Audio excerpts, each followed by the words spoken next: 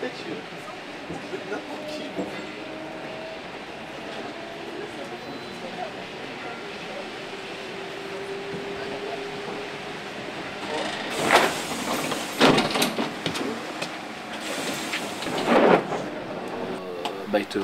Ils te zappent quoi, ils te disent pas bonjour, ouais. Ils présentent rien la plupart du temps, c'est comme si tu n'existais pas quoi. Donc ils montent dans le bus, pas de présentation de carte, ils sont au portable, et puis ben voilà, ils vont directement s'asseoir.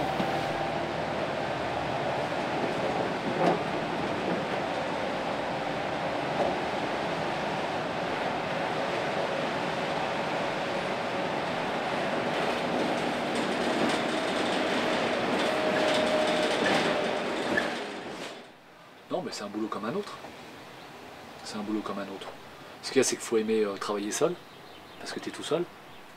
Ça, c'est clair. Hein, tu as très peu de contact avec la clientèle, malgré que tu vois beaucoup de monde. C'est déjà entre les gens qui savent pas que tu existes. Et puis, même le fait de voir beaucoup de monde, c'est pas pour ça que tu as un contact très. Ça va très vite en fait. Et tu es quand même quasiment toujours tout seul au volant. Tu parles pratiquement pas, puisque tu es concentré.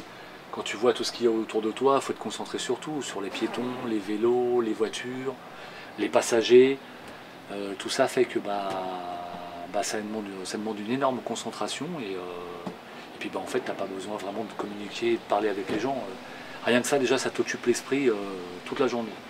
Donc et puis faut aimer travailler ça.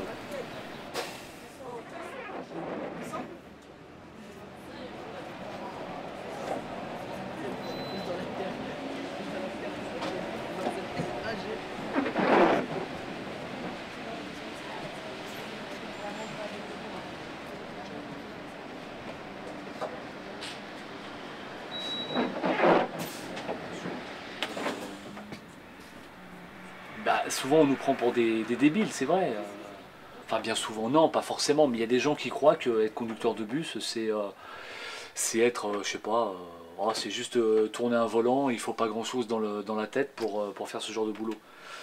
Et une fois il y a une femme qui s'assoit avec son enfant, et puis qui dit à son enfant, tu vois si un jour tu travailles mal à l'école, tu feras conducteur de bus.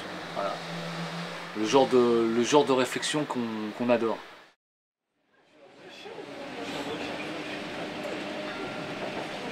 La tête, je fais n'importe qui.